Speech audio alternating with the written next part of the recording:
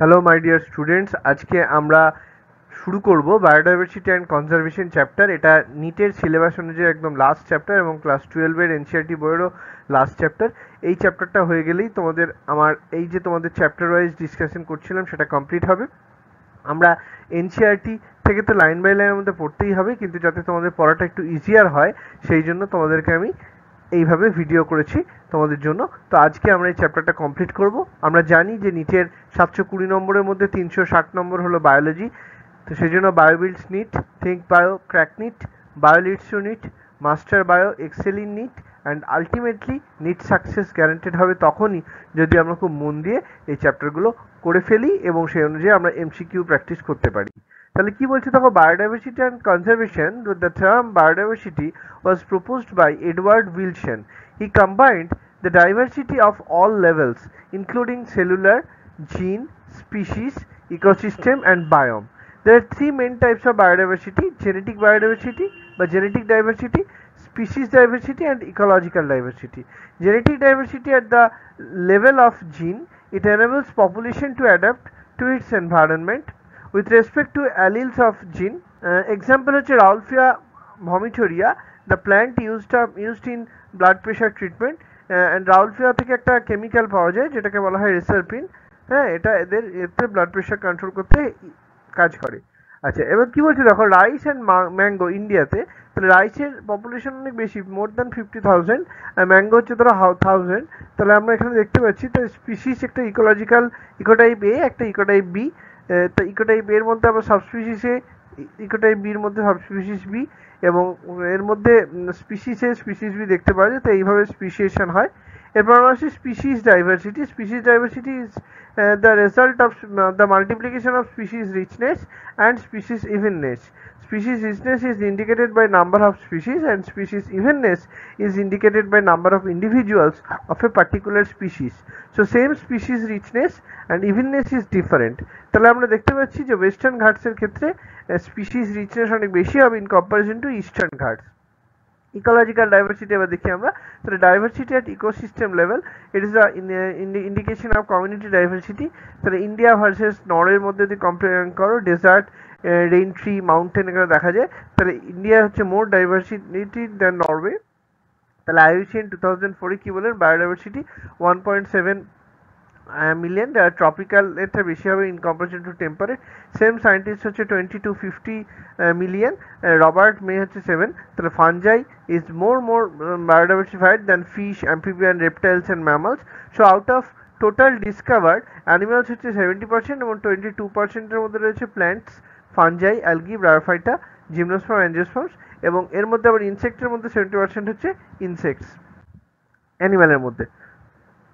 তাহলে ইন্ডিয়ার মধ্যে দেখো যে ল্যান্ড রয়েছে মোট 2.4%, আর গ্লোবাল স্পিসিস ডাইভার্সিটি হচ্ছে তার 4 টাইমস, মানে 8.1%।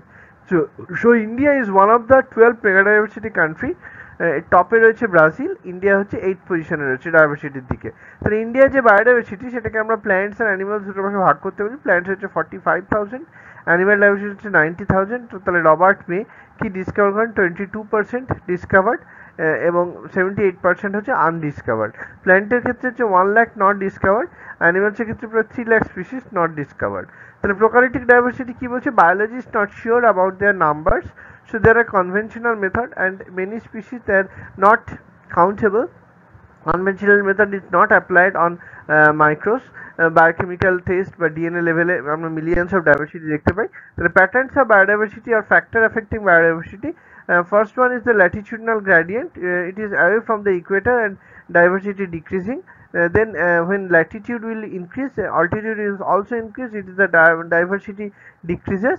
So poles, temperature, tropical এবং টেম্পোরাল আমরা দেখতে পাচ্ছি। বার্ড স্পিসের ক্ষেত্রে কি হয়, কলম্বিয়া 1400, নিউ ইয়র্ক হচ্ছে 104, গ্রিনল্যান্ড হচ্ছে 56। তাহলে biodiversity is proportional to 1 by altitude, অর্থাৎ অল্টিটিউড যত বাড়বে বায়োডাইভার্সিটি তত কমবে। আচ্ছা, tropics diversity is more than temperate diversity. Tropical diversity আমরা দেখতে পাচ্ছি 23.5 ডিগ্রি নর্থ থেকে 23.5 ডিগ্রি সাউথ। তাহলে আমাজন রেন ফরেস্ট এটা সাউথ আমেরিকাতে দেখা যায়। প্ল্যান্টস ডাইভার্সিটি হচ্ছে 40,000, ফিশেস হচ্ছে 3,000, বার্ডস হচ্ছে 1,300, ম্যামালস অ্যাম্ফিবিয়াম হচ্ছে 42, রেপটাইলস হচ্ছে 378 এবং ইনভার্টিব্রেটস হচ্ছে 1,25,000। তাহলে ইনসেক্ট হচ্ছে প্রায় 2 million yet to be discovered. The forest of tropical rain forest which is located surrounding the equator region is much more diversity. It has diversity 10x diversity of vascular plants and forces of temperate region midwest of Eurasia. The white tropics have more diversity due to because of more sunlight, more temperature fluctuation, less, not much disturbances, so more speciation function of time, no frequent glaciation. Temperate রিজিয়নে কি হয়, temperate রিজিয়নে আমরা সানলাইটের জন্য কি দেখতে পাই, নিচে স্পিসিয়েশন দেখা যায়। টেম্পারেট রিজিয়নে কি হয়, মোর সিজনাল ভ্যারিয়েশন আছে, ডিস্টারবেন্স মোর, গ্লাসিয়ার্স মিট করে অনেক বেশি, অনেক ফ্রিকুয়েন্টলি।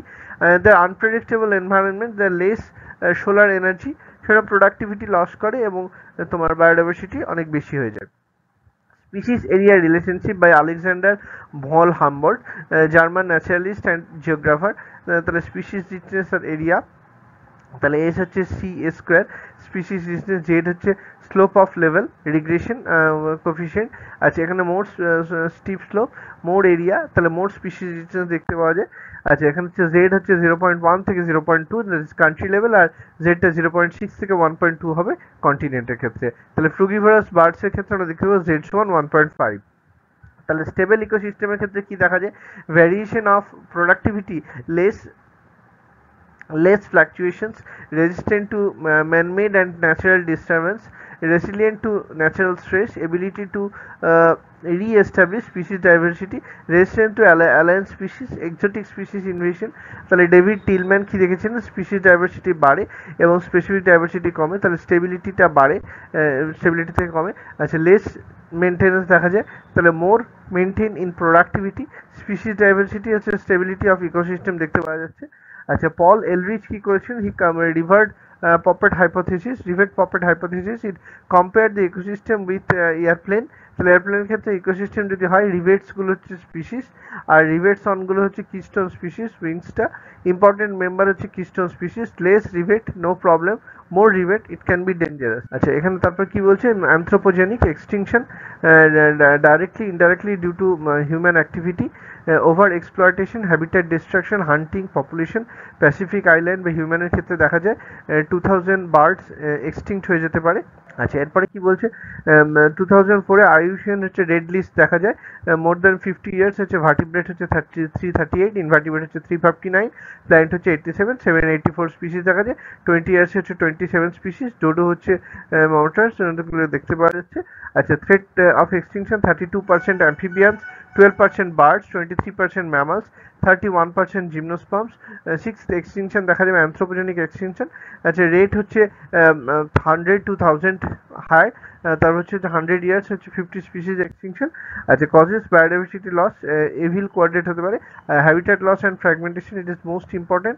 তাহলে আমরা দেখতে পাচ্ছি most dramatic example of Amazon rain forest হচ্ছে 14% কভার অফ আর্থ, 6% হচ্ছে লো।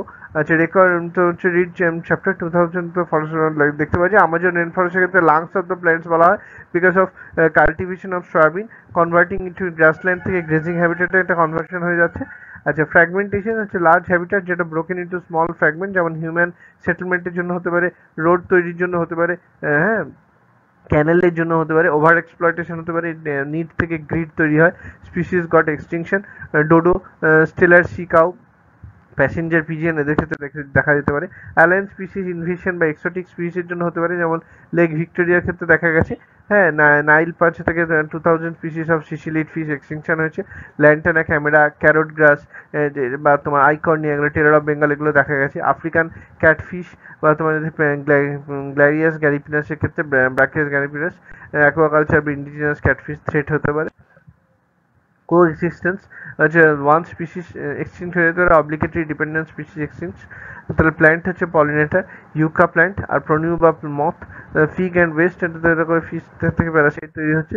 আচ্ছা, রেড ডেটা বুক বা red list, it is maintain by IUCN, catalog threatened plant and animal who are facing risk of extinction, extinct, extinct in wildlife। আচ্ছা, তা হচ্ছে critically endangered, vulnerable, lower risk, data deficient আর non evaluatory। the why to conserve বলছে narrowly utilitarian, broadly utilitarian আর ethical reason হতে পারে। তাহলে narrowly utilitarian হচ্ছে ডাইরেক্টলি ইকোনমিক লস, যেমন ফুড, ফায়ারউড, ফাইবার, তোমার মেটেরিয়াল, তো ইন্ডাস্ট্রিয়াল প্রোডাক্ট যেমন গাম, রেজিন। ড্রাগ হচ্ছে 25% হচ্ছে obtain from plants, 25,000 species medicinal plant species হতে পারে।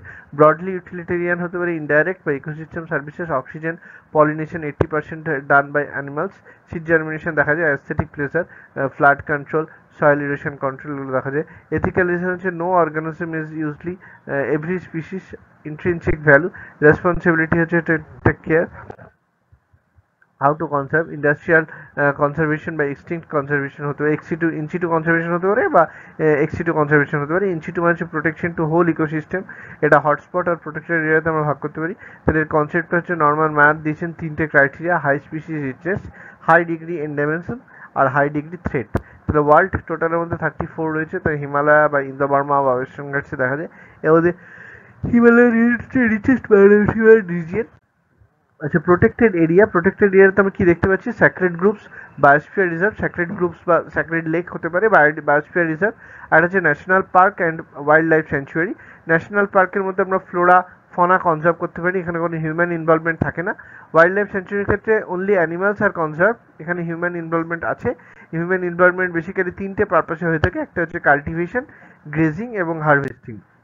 The Biosphere Reserve, it was launched in 1975. Man and Biosphere was proposed by UNESCO. 14 Biosphere Reserve রয়েছে। Man তার ক্ষেত্রে নীলগিরি Biosphere Reserve একটা আছে। এছাড়া হচ্ছে human settlement, cultivation is allowed there, human activities for research and education, rich in diversity, no human activity, একদম core এরিয়াতে দেখা যায়। স্যাক্রেড গ্রুপের ক্ষেত্রে দেখা যায় it have religious value, no human activity, example cultivation or harvesting is allowed. Khasi and Jaintia hills of Meghalaya, Aravalli hills Rajasthan, western Ghats তোমার কর্ণাটক, এগুলোর ক্ষেত্রে তামিলনাড়ু, এগুলো দেখতে পাওয়া যায়। স্যাক্রেড লেক হচ্ছে পুষ্কর লেক, রাজস্থানে আছে। স্যাক্রেড প্ল্যান্ট হচ্ছে তুলসী বা রুদ্রাক্ষ, এসবগুলো আছে। এক্সিটু কনজারভেশনের ক্ষেত্রে কি দেখা যায়?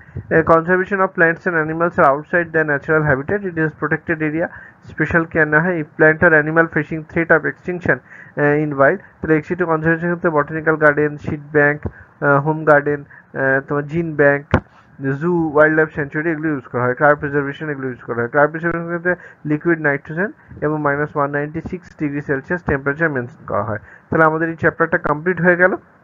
Thank you my dear students, all the best.